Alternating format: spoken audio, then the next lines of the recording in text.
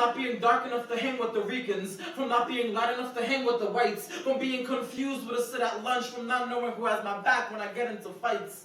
I was grown from hers, from my mother, bringing me into this life, from my best friend, showing me what to do with my life, from my first love, making me question my life, from my second love, making me question my life, from my current love, making me thankful for life, for being thankful. I was grown from being thankful, from knowing what love is from parents who love each other, from knowing what love is from parents who hate each other, from knowing that sometimes that's what love is in a Spanish household, from having lived in the city and in the campo, from falling asleep to police sirens and to coquis, from experiencing all 4 seasons in summer all year round. Yeah, I was grown from do-rags and Timbs, from buying 2XL t-shirts and 40 waist jeans when I weighed 135 pounds, from not knowing where I fit in, from waking up every morning and wearing clothes that I did not fit in.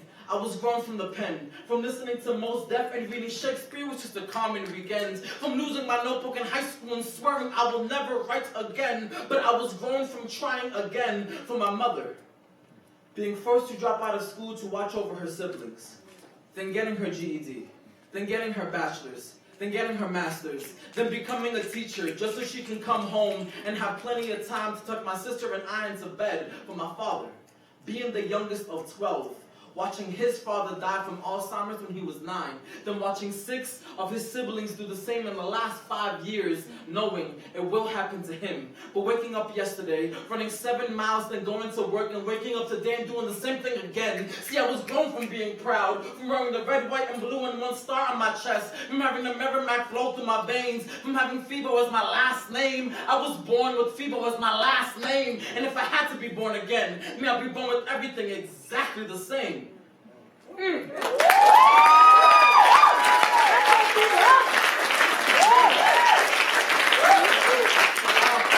got poems for y'all, and so I want to do them because that's the reason we're here. If you I'm having a good time, y'all.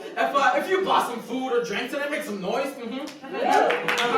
We got 3 people that bought stuff. That's all right. You know, if you can, do it, because I don't know what the deal is, but I'm assuming that when a venue is host of poetry, they would like for folks to participate in the consumption of whatever it is that that venue is offering. So make it happen. So make the Bowery happen. We can make this open night thing happen a lot longer. Yeah. Word. Shout out to representation, because that joke's important. And if you don't know who this person is, Google it. But hopefully you do, because y'all grown for the most part. I'm used to being in front of teenagers, and I gotta like stop midway and tell them who it is, but I ain't doing it this time because y'all grown. So, all right.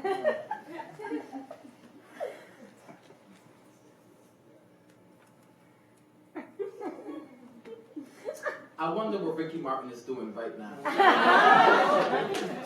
wonder if he's ever used his belly button as a hot tub for gummy bears. I wonder what he remembers of his 1999 MTV performance of She's All I Ever Had. Because what I remember is being with my family at my grandmother's house, huddled in a 1-couch living room surrounding her new TV that her children bought her, as if we were in the front row of his concert, as if watching Ricky Martin perform on MTV means we all made it, means people know Puerto Ricans is here now. But then he appeared on stage, and my man wasn't wearing any shoes, and all I could hear was my aunt behind me asking him why. Like, "Ay, Ricky, don't you know that's the way they see us? Unworthy of the most basic protection. Pero Ricky, esto no es un beach. It's supposed to be the moment that the gringo will look up to us, not down at your bare feet." But then, he sang. Y'all, with a voice like that, he had to be godly. Sounded like he could walk on the waves that brought him here. Sounded like no matter what language you spoke at home, he was giving us a voice and the rest of America was singing along. See, Ricky knew this vida would be loca, so we put it in his own mouth before the rest of the world could swallow us. He knew if he could create music to make people move, then maybe the parents of the girl I had a crush on would ask me to teach them how to dance instead of asking me to teach them how to say, "You're not welcome here" in Spanish. We all knew Ricky Martin wouldn't last, not because the songs couldn't make us feel, but because that's what happens when you're Latino in American media. We are just a fever, just a tickle in the back of your throat you used to call out of work, just to sacrifice to fill your diversity quota. I know what it means when I hear Spanish in a song now. It means we recognize you exist, but only in the parameters of this chorus. But when I think back to watching him perform on MTV, seeing someone that looked like me, that came from the same place my parents did, y'all, it made me feel like, you know when you're younger, and you haven't made the decision as to whether or not you believe in God yet, but you still make wishes when you blow out birthday candles? Yeah. Seeing him made me feel like that.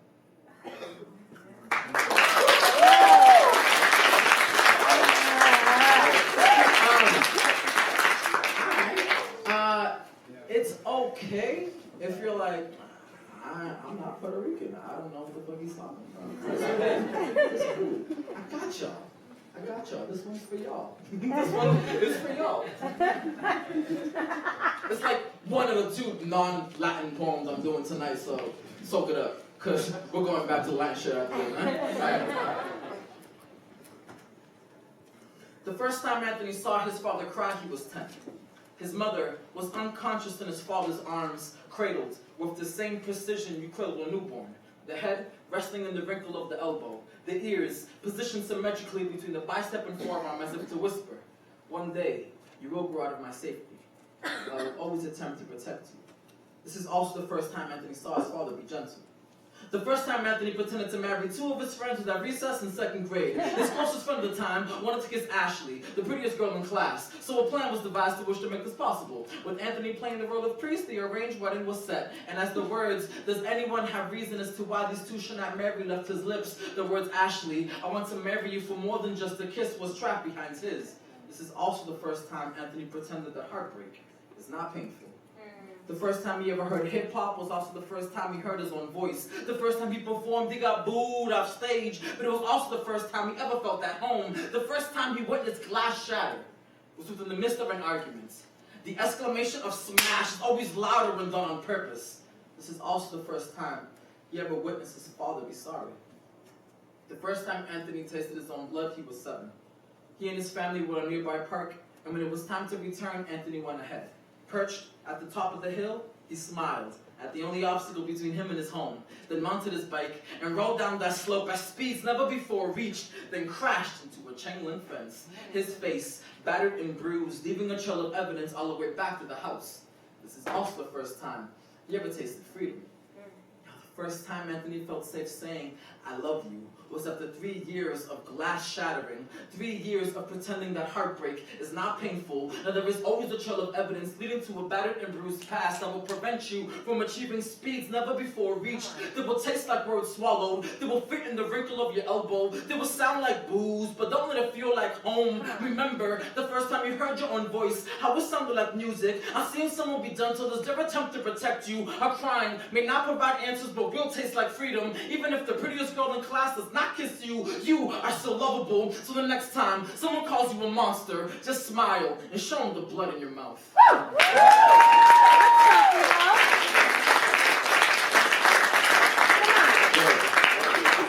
So, psych, I lied. We got 2 more poems that are non-Latin. I'm gonna go by my shit.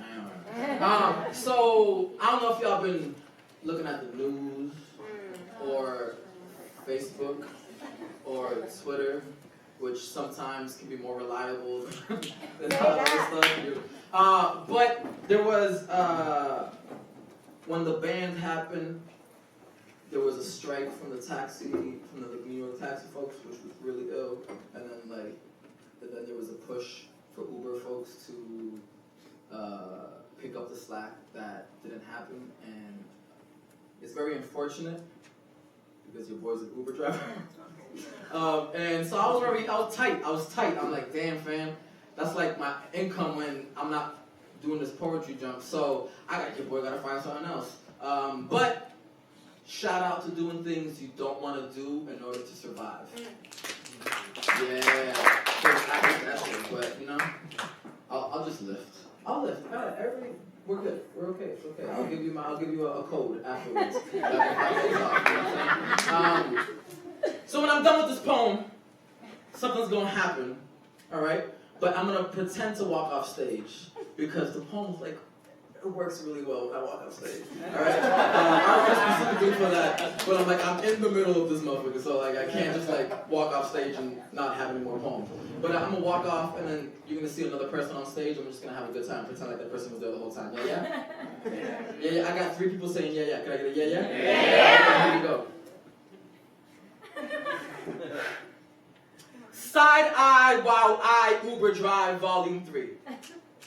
So, I refuse to pay $10 a month for SoundCloud Go, meaning I subject myself to commercials, meaning I've grown to hate the Staples guy from the Staples commercials, meaning I feel hate at least 20 times a day, meaning once again I'm choosing pain as a distraction from pain, because I hate driving, because most of my life I've made a living by actually connecting with people, and now the majority of my passengers just want to sit and drive in silence, which is their right and totally cool. I mean, I chose this playlist on purpose, but I also choose not to pay $10 a month for SoundCloud Go, which means I'm choosing to feel enraged every time a commercial comes on. And this is so mean. My mother asked why I'm eating pizza when I know I'm lactose intolerant. I tell her 2 things. I do what I want. I walk around with an indescribable pain, a pit of despair, and no one knows who dug the hole. So most days I choose to shovel myself, whether it is dairy or this job with the Staples commercial, because the only time I have any type of relief from the shadow that follows me is when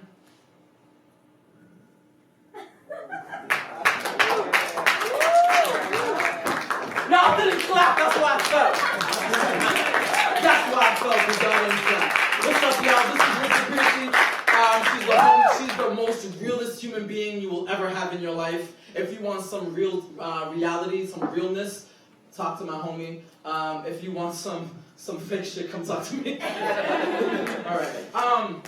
This poem is very important to me because in the face of all of this stuff that is happening, there's very few moments of, that we can have to ourselves, and that we can celebrate, and that we can feel good. And it is not feeling good. It is not feeling good in as a way to avoid the things that are happening. It's feeling good in the face of it, as a way to celebrate our own lives while we are recuperating and self-healing to then continue to fight. And so shout out to house parties, y'all. Word.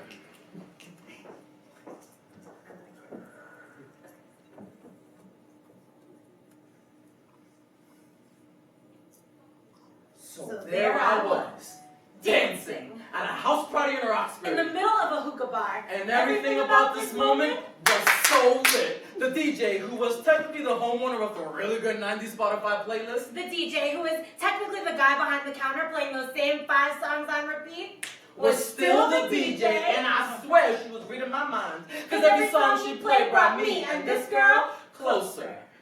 And closer, y'all, was the theme of the night. Now this was not the first time her and I had moved. We've tap danced with conversations that produced a melody that made anyone listening be like, yeah, that sounds familiar. That's something my parents used to play.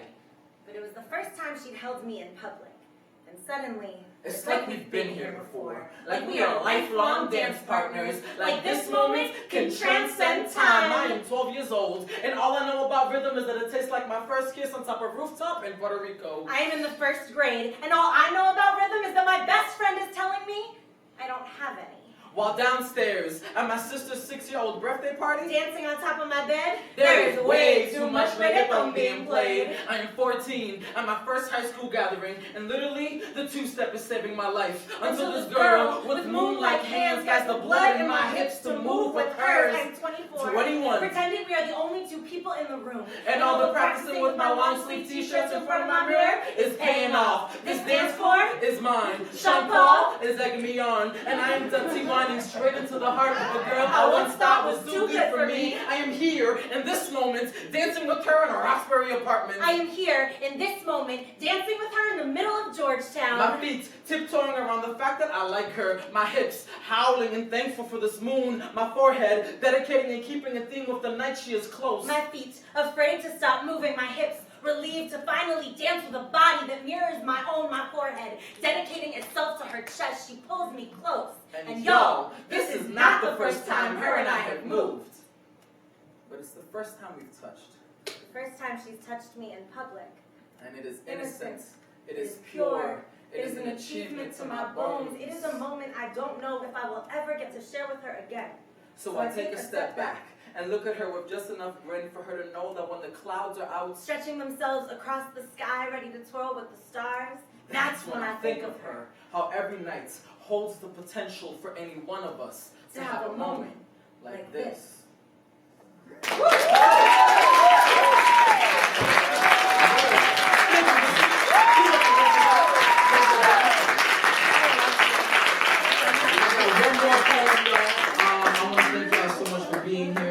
I do have chapbooks. They are sliding scale.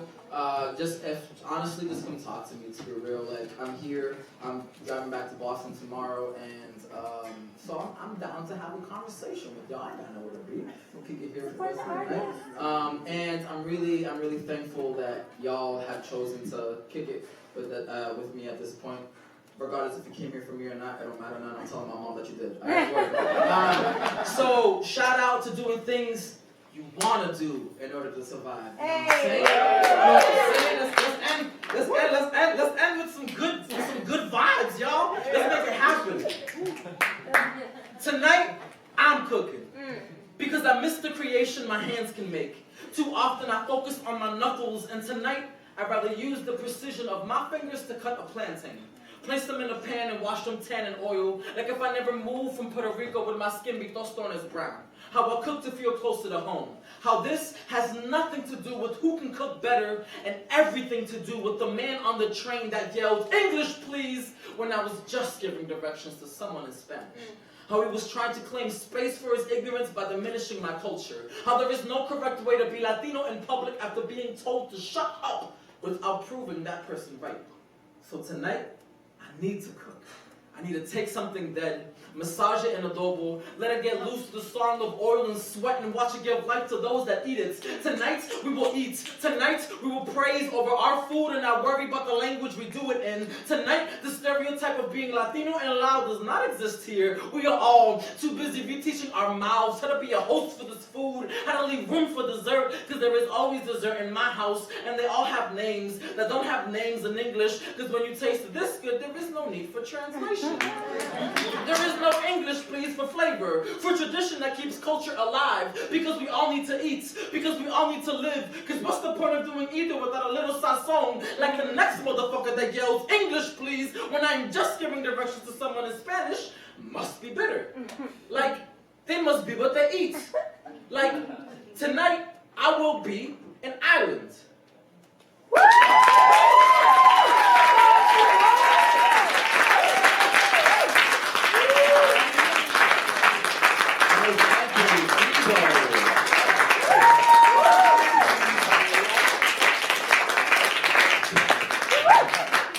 Unabashedly himself, Anthony Febo. Beautiful thing to see.